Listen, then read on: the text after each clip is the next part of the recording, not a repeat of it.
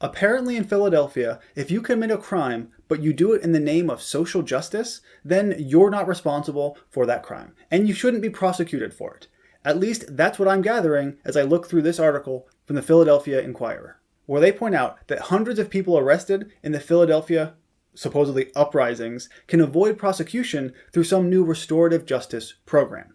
The DA said specifically that the plan, simply put, is to have accountability without the necessity for convictions. Now, before we actually look at what this program specifically is, in my mind, if you commit a crime, part of the responsibility is being convicted of that crime. Because if you actually commit the crime, then you must pay the price, and there's a punishment associated with that. If you avoid the punishment, then you don't really have accountability.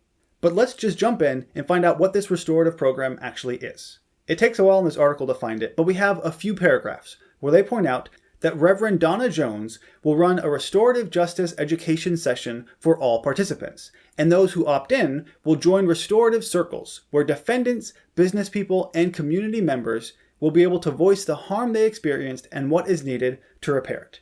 So apparently in those sessions, the defendants will be able to explain the harm that they experienced because of, I guess, their own actions. Because the defendants are the ones who actually committed the crimes. They didn't experience harm. They're the ones who created harm on the businessmen and the community members. So they shouldn't have any say in this whatsoever. They're the ones who committed the crime, and now we're treating them as if they're just another innocent party or something. And it gets even worse, because there will also be needs assessments, including referrals to education and job opportunities, presumably for those who committed the crimes. So not only are you going to have your charges completely dropped and your records expunged, but if you go through the program, you might actually get a job or, I don't know, get a higher education from this. This is insane because you committed the crime to begin with and you're getting a net benefit from the program. You committed a crime and it's ending in a positive thing. If you really want to see crime decrease, they actually have to be punishments and consequences. You can't give people good things for committing a crime. Maybe I'm way off base here, but so far, this doesn't seem like a good idea at all. They point out that about 80% of the cases would be able to take part in this civil unrest restorative response, which includes about 500 people. However, more than 900 businesses were damaged or burglarized between May and June, and another 250 in October. So you have 1,000 businesses and 1,000 business owners who aren't really getting the results that they would expect to get. Because if someone commits a crime, most logical people would expect them to be prosecuted and to actually face some sort of punishment. But that's not what we're seeing here. And the reason given for this really blows my mind, and I can't believe the DA said this. So what he said, the reason they're going through this new restorative justice program is because a creative response was warranted given the unique motivation of the crimes. It was, quote, an outcry during a historic moment of protest against the police killing of George Floyd. And that to me is just on its face ridiculous. Just because someone committed a crime in the name of social justice doesn't make it any more warranted than someone committing a crime in the name of virtually anything else. You breaking into GameStop or Best Buy to get a TV and a laptop, that has nothing to do with social oppression or racism. It doesn't. That has to do with you taking advantage of rioting and looting to grab something that you want. This is insane. We shouldn't treat them as if they were just part of some system that pushed them down and so they had no other option but to break into GameStops and steal crap. That's not how it works.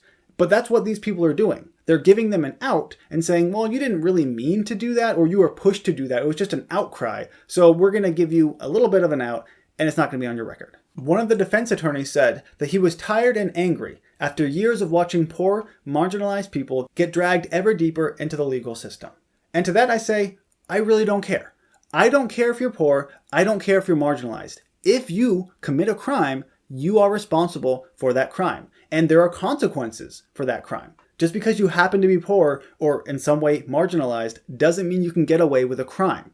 That's not how it works. Or at least that's not how it should work. But I guess in Philadelphia, that is how it works. But understandably, business owners are not really in favor of this. And I certainly wouldn't be if I were a business owner. One of them said, for example, why should they get a pass? They were all old enough. They knew what they were doing.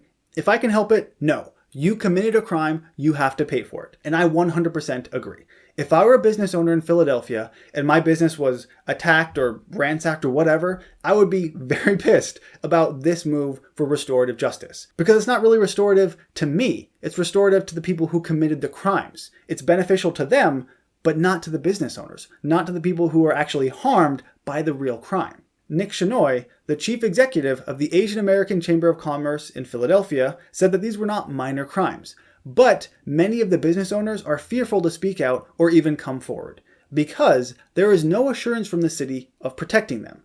They seem to be more concerned with protecting the offenders. And once again, I agree. This restorative justice program seems to go out of its way to protect those who committed the crimes and not the people who are actually harmed by those crimes. For example, in Philadelphia, Foot Locker lost millions of dollars, Living Color lost about $800,000, and numerous stores have never reopened because of the unrest.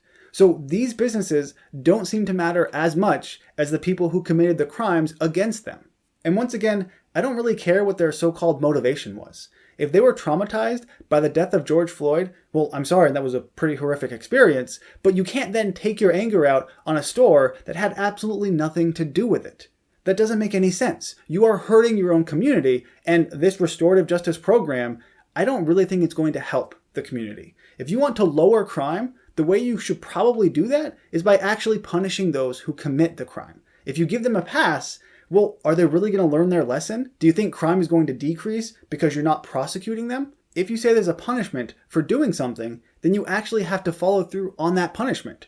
Or there's no lesson learned and they're going to keep doing it. Let me give you an example. So I have two children. One is a toddler and one is not quite a newborn, but she's still pretty young.